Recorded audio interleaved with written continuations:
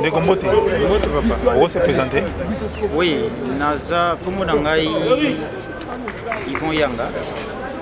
Naza citoyen congolais. Yvon Yanga les lois tout ça na kati a parlé du peuple. Présence n'avait justifié ni. Oui, bon, oui, que tous a traversé moment moko ya ba grand enjeu politique. Et comme ici quand tous allez comme on parler du peuple, donc tous en a pas droit moko boye ya koya boye banini eza koleka. Banini na yaki parce que depuis la candidature et le bureau définitif, il y a un membre du bureau définitif à Sénégal pendant l'élo, au samedi, et na yaki kotala naeba soki makambu eza koleka ndenge nini. Toujours qu'il y a déjà une élection du bureau définitif et la chambre haute. Moi, je suis battu moko baza favori na kati ya bureau na élection ba makasi ko za na konswana eza na kati ya bureau définitif la chambre haute. Bon, oyebi ndeko eloko mona koyebisa ba congolais de professeur Batu Lukebo aza candidat na bureau définitif ya Sénat na présidence ya bureau. Et puis tozali na eliki a été à gagner parce que toyebi yango mutu oyo azali candidat oyo aponami côté ya Front commun pour le Congo andimami te na mokili mobimba andimami te na ba congolais andimami te na ba sénateur ezaka ka ndenge ya Kabila ninga mesana ko diktaka batu mabe po ba diriger mboka. Et puis candidat yango lisusu oyo batu bazo sepela na ete ake lisusu ko bebisa makambo ateki lisusu plan ya Kabila liboso ya ba etandoike koloba ete akokomisa Sénat première institution en mboka. Mais ndeko journaliste on eza insulte on eza ko chiffonner constitution mobeko likondi alors que la constitution article 68 eza ko définir ba différents pouvoirs et puis yebisi biso été pouvoir o ezali ya liboso ezali présidence de la République. Mais tu comprends le temps de quoi Alexis Tamouama le qui a commis sa Sénat première institution en Boka. Na imagine donc azali déjà na ba intention à mabe alors tu azali ko senga na ba sénateur était bazala maele bapona professeur Batu Lukebo et puis tu senga na ba congolais tous ala très vigilant mokolo a vote que erreur et salemate on a plus droit à l'erreur. Ce qui erreur et salemi bon oyo koya tokotala yango. Voilà. Tous à la vigilance, dans mon collègue, la base à la vigilance. Moi, dans mon cas, dans le lobby qui a commis sa chambre haute première institution de l'État, autorité morale de Rose à la PCI, ma condition native. Mais tant que vous avez un maître nayo et que maître nayo ndi azotambu sayo, oko salo maître nazo lo banayo. Yé tambo mwamba ndeko tambo mwamba aza juriste de formation, aza ki ministre de la justice. Aibi ba institution bien asali yango nanko ateki déjà plan na bango à l'avance plan ya yena Kabila ya ko déstabiliser ba institution ya ko zonga na pouvoir par la force parce que toza ko mona te na miracle nini Sénat ko comme première institution en Mboka. Et puis bientôt là to ko déposer plainte contre Alexis Tamouama na ba propos tenaki boso betandoike eza insulte à l'égard du chef de l'État que Sénat est comme ma première institution en pays.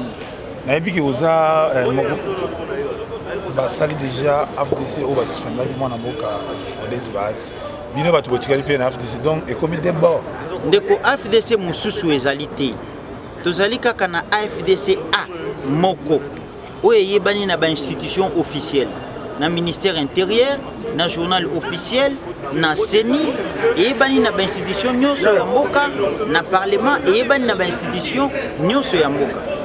Et puis mokonzi ya AFDC awana ezali professeur Batu Lukebo azwaki bokonzi na ye na mokolo oyo ba président ya parti politique membre ya regroupement baponaki tozali na 31 parti politique na kata regroupement AFDC allié bango nyonso baponaki mais ndeko Steve Mbikai aponi kosala nzela na ye mususu oyo eza na ba risque ko perdre mandat na ye parce que constitution eza ko garantir pouvoir wana nyonso na article 110. Donc AFDC a ezali kaka moko ezami balete et puis mokonzi AFDC azali kaka moko kombo na ye professeur Batu Lukebo.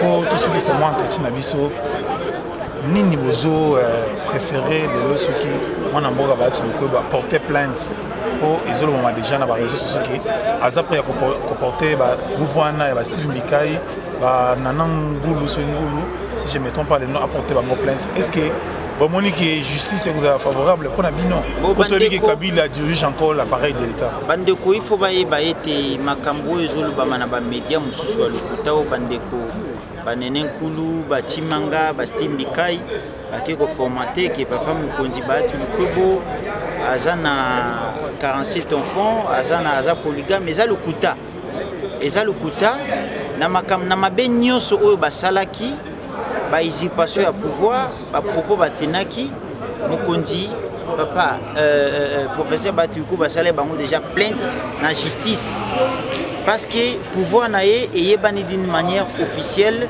et puis plainte à salaki d'une manière officielle mais toza koyebisa bai ba congolais était makambo eza koleka na kati ya AFDCA et en quelque sorte eza politique té parce que il faut ba congolais bayeba ndeko honorable Chimanga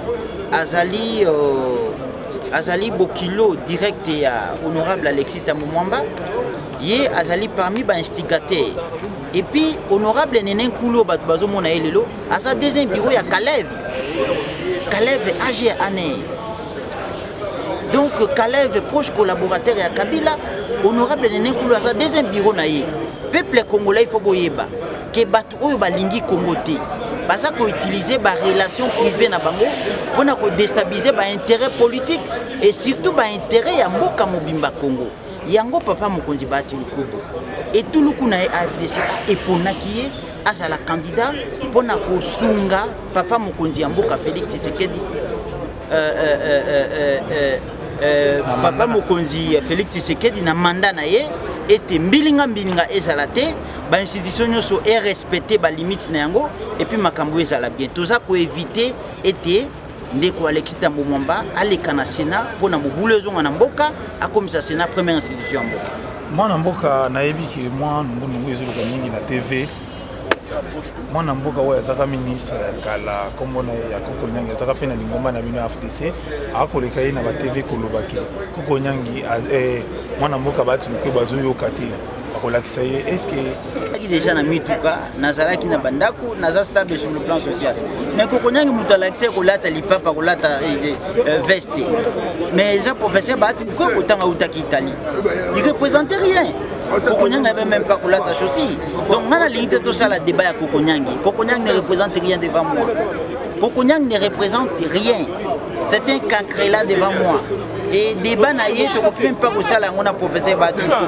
et ça même likambo oya utaki ko sala na kata AFDC avant le lac créé moi tout le na ya moké et ça yango kaka nde azo continuer ko sala yango donc et ça na débat moko te to ko sala ngona Koko Nyangi parce que aza ko représenter le Congo voilà Batu une fois élu président il y a bureau définitif il y a chambre haute projet de société na vous avez bon oyebi ki aza professeur à l'université avant tout aza professeur à l'université c'est un homme très expérimenté dans la gestion des choses publiques aza n'importe qui te ndeko professeur Batu lukwebo aza mutu aza na masumu na ye parce que aza mutu mais bolamu na ye ndeleki ebele oyo asali mpo na mboka oyo akozala na projet de société ya malamu naza porte parole na été je crois que aza mieux placé à présenter discours na ye ba sénateur ba papo baza sage ba koyoka ye et puis population congolaise koyoka ye donc akozala na projet de société moko kozala malamu pona intérêt ya mboka et puis pona intérêt ya population message ya suka na ba congolais nyonso bazala awa na Kinshasa na intérieur na diaspora pona candidature ya Modeste Bati professeur message ya suka ezaki tosengi na ba congolais biso nyonso totelema lokola etuluku moko pona kosunga mboka na biso liboso ya likama munene oyo batieli biso mutu oyo azali criminel nazali koyebisa papa oyo bazali basénateur na bamama bazala sénateur ete soki lelo ndeko Alexis Tambomwamba aleki na mboka oyo kimi ekozala te ça c'est un deuxièmement bakozala na droit te ya kodéplacer parce que signature na ye kozala accepté te na baambassade mosusu donc tozali kosenga na basénateur bapesa confiance na professeur Bahati Lukwebo population nyonso to accompagner professeur Bahati Lukwebo pour na intérêt ya mboka. Voilà le message des Alaïna. Merci papa. Mais bien sûr, la bataille c'est au niveau de tous les sénateurs, ceux qui ont des prétentions pour le faire et ils vont le faire. C'est sûr, c'est certain. Votre candidat c'est qui, si on peut connaître déjà, parce que non, on parle de Bahati et Ntambo Mwamba. Non, je ne vais pas annoncer mon candidat comme ça publiquement.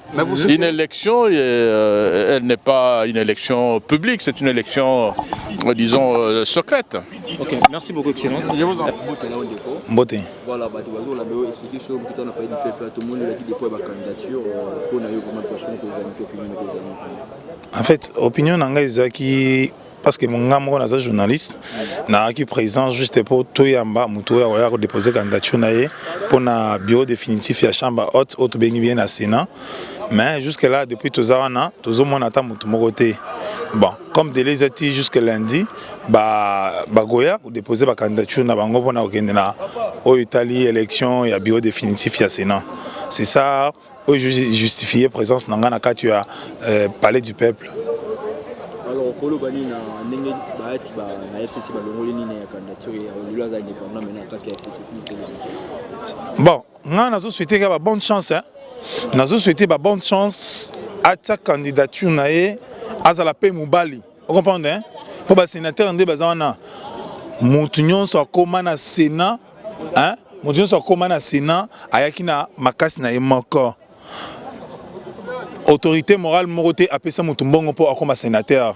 Hein ndeko, il faut qu'on expliquer l'opinion nationale et internationale, surtout ba Congolais ba vivre na diaspora. Autorité morale moroté et plateforme moroté appelle ça mutumbongo pour akenda battre campagne abima sénateur. C'est-à-dire que elonga la koyebisa mwana mboka Bahati Lukwebo azala courageux à affronter tout le monde a basculé en 2007. Les gens croyaient que Choki Tunda ma président, mais Nasuka tout le monde Kengwan nous président. Dans les temps, autrement AMP, Alliance de majorité présidentielle, parce que nous on était présents dans les temps là, la carte chambre haute to participer à l'élection en an. Yango na singa mwana mboka Bahati Lukwebo azala présent na ba tout nyonso. Abanga Ntambo Mwamba te. Ntambo Mwamba sous sanction. C'est quelqu'un qui a dit ces sanctions. Azan a un problème belé. Calculier azo bêta. Na autorité morale na bango ils ont pour déstabiliser chef de l'État Félix Antoine Tshisekedi Tshilombo. Calcul na bango azo bêta yangwana. Si quelqu'un passe dans le média, passe quelque part pour dire que na ko sala c'est n'est comme première institution ya mbok na ndenge nini na loi nini. Ozoka babul Ntambo Mwamba zo yango. Yango ne nazo ebisa mwana mboka Bahati Lukwebo affronter Ntambo Mwamba na o etali maponami. Il y a bureau définitif azala mobile na ba tout nyonso. Quand je parle des atouts yo moko yebeza na langage mo bokoko hein pour biso na Afrique to ba mingi na ba proverbe azala na ba tout nyonso pourquoi essayer na kati ya maponami wana po Ntambo Mwamba aza dignité azala na bureau wana azala na sanction on comprend de mona mboka azala na sanction comment yo kozala na sanction bakendo ko chayo na bureau définitif il y a institution munene comment diplomatie ko le na kati ya bureau wana diplomatie ko le ndenge nini. Comment on a la relation Sénat mosusu ya mboka et ya Afrique soit ya mokili mobimba parce que signature na ba bandana ko boya yango même na ambassade dawa ata otindi délégué na yo représentant na yo ba ko bandana ko boya ba signature na ye asa mutu moko azaki na ba aspect na ba coin soit na makambo e bongisami po ya zala wana ti mais tellement que politique ya Congo soit ya Afrique ezaka ko tambola na ba moyen groupe de batu peuple congolais, soit peuple en africain, peuple africain en otage, Toboyi Biloko wana. Yango nga nazo appuyer toujours, nga nazo simaya mwana mboka Bahati Lukwebo, nabi ke na voter te. Mais à part nga, ya koyebisa yeke ba mpaka baza kuna na chambre haute ke botala mutu boko voter. Botala les sous intérêts na binoté. Botala les sous intérêts privés te, botala intérêt ya nation. O ezo sala ke Congo il faut comme un pays fort. Mwana mboka Congo ezozonga na simaka makambo ba politiciens. On comprend hein? Congo ezozonga sima pona ba politiciens. Les politiciens construisent leur maison, ba tant que ça va na ba université à Bion. Maintenant le pays est où maintenant? Pour ça on a besoin en 1975, soit en 1967, biso to les Corée du Sud, mais les Corée du Sud déjà 11e puissance mondiale. Vous comprenez? 11e puissance mondiale sur le plan économique. Talandenge batu basali kolungona étape moko boye o ezara mabe ba rumina étape ponani ba tsaki volonté. Ba spegnon sozelaki. Mais les Congolais balingi loko wana te. Ba Congolais balinga kozala autour ya ba idée ya mabe. Autour ya ba batu moko bazana ba représentation ya avenir te mboka. Donc bango bazawana basala moi et cop na bango pona kosala ke ba Congolais ba ke liboso te. Yango nga nazo bisa mwana mboka ba tiluko abanga te. Appelle monsieur na na Bochab, vice-président. Vice-président sous sanction. Mon cher ami, à voyager ndengenine. Lelo ba parlementaire africain ba osala conférence na kati ya États-Unis. Ba kutana bango comment voyager. Pour soit tindi représentant na ba koboye. Ba koboye catégoriquement. Président Félix a eu une chance sur solo bani pour mana ko tu vas ça cash na FCC. Oh yo président Félix aza mwana mukete. Vous comprenez? Nazo ngana biso likambo soso. Ba Congolais soit ba Kinois, le président Félix a dirigé TT. Il est le président de la République. Pour assez apprêter des serments na miso ya batu, na miso Nzambe. So comme président de la République na mboka moko songolo pakala, mon cher bando kinyonso ba koti na kati na yo. Muntu akoloko azali susté. So comme président de la République, on comprend de mon mboka. Ba religion nyonso ya mokili. Yonde okomi likolo na ba religion nyonso o ezala kati ya mboka na yo, yonde ozali likolo nango. Bato o bazana na FCC so bazo organiser président azo diriger te bazo mikosa. Pour ce Kabila banda ko diriger, pour bazo Kabila c'est Kabila qui dirige. Kabila bimisa gouvernement. On comprend hein? Président Félix Tshisekedi aza mwana mukete pour mikolo na pesi ko momo boye. Hein? Moi ko momo boye pour comprendre que azo kende wapi mikolo na benge Sadio Mané. Donc azo beta. Akokwa isa tous les moyibi. Ako tala boulonnage hein? C'est en français. Bato o ba yiba mbongo à l'état. Bato ba buka ke sa l'état. Bato ba komaka bato moko ba intouchable. Ndenge to banda vivre na deuxième république. Avec le président Félix ako réduire bango mutunyo ça répondre na justice na bakti na ya sala. On comprend de moi mboka. Et ça la dernière temps que nani ndeko déjà ni chef de vice-président bon dans le Sénat. Au Sénat de makambo so. Mon cher, Zelana Ibisao. Justice, hein, justice, ezana justice ezali kolo ya makambo nyonso. On comprend hein? Omoni lelo, mwana mboka Lambert Mende. Élection salemi lelo akweit. On comprend hein? Mwana mboka Lambert Mende akwei. Et ça Félix hein? Pour Félix atinda ikaka na dossier na acquis des droits. Dossier KI na conseil d'état a traché problème limité Mokoumadi c'est un Congolais azala a changé sa nationalité a de renoncer en Golisus a zonga na ba droit na en tant que Congolais. Yé Mende bato balinga kotika pouvoir te oso lembi kenda ta fonda soki wapi balingi kotika pouvoir te azongi ko kenda ko saisir la cour constitutionnelle pour constitutionnelle bisi ngana za na pouvoir wana te conseil d'état et c'est kati déjà makambo wana. Vous comprenez? Pour nous que Félix Aza président de la République, Aza le premier magistrat, Aza l'icolo, qu'on ne vous trompe pas, Félix Aza l'icolo, il y a une institution nyonso en tant que président de la République. Pour y avoir Félix en tant que président, il y a une institution à part. Vous comprenez? Boye baete que moi namboka Félix Tshisekedi na onyo sezo le gaoyo, Aza mukolo, Azo tala. Ayebi place nini tokosuka ndenge tosuki na sankou omonite élection salemi menda zuité babeti egogo on comprend hein c'est-à-dire que Félix Antoine Tshisekedi Tshilombo on comprend hein aza mwana mukete aza mukolo ayebi place nini tokosuka Congo elingi lisusu ba anti valeur te songolo pakala na bandina no biso moko ba panzi sango yo journaliste hein oleki na média pour finga batu journalisme est science té. On comprend hein? So tali na 18e siècle, na 17e siècle, le journaliste est science té. Même na 19e siècle, le journaliste est science té. Journaliste est un moyen na technique na kati nango. Technique nango liboso eza sur le plan méthodologique, eza kotangisa batu. Sur le plan psychologique, eza ko informa batu. On comprend hein? Tolingi Congo banti valeur ici là. Dabandi et pas biso ba panzi sango. Journaliste aller na TV afinga batu. Eza malamu té.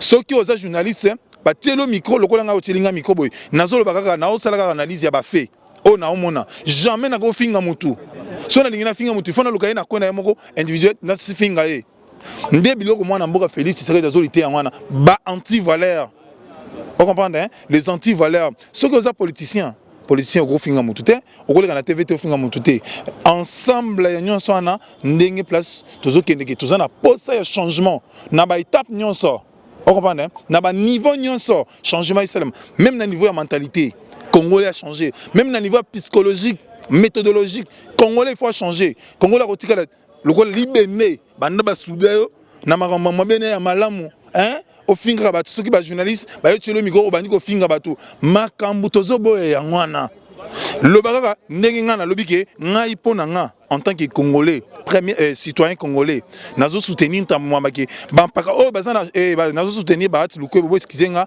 nazo soutenir baati lukwebo ke bampaka o bazana chambre haute on comprendre hein ba voter ye bata l'avenir ya mboka parce que yé pe aza Fox azana moi quelques députés na ye azana moi quelques nombre ya bato na ye o bazo sala ke aza représentant ya peuple na niveau ya ba institution pourquoi bien bongo bino bo sala cop na bino FCC bolingi muté moninga tcha libaya pour FCC comment le rôle là les gens adorent Kabila comme si Kabila comme Nzambe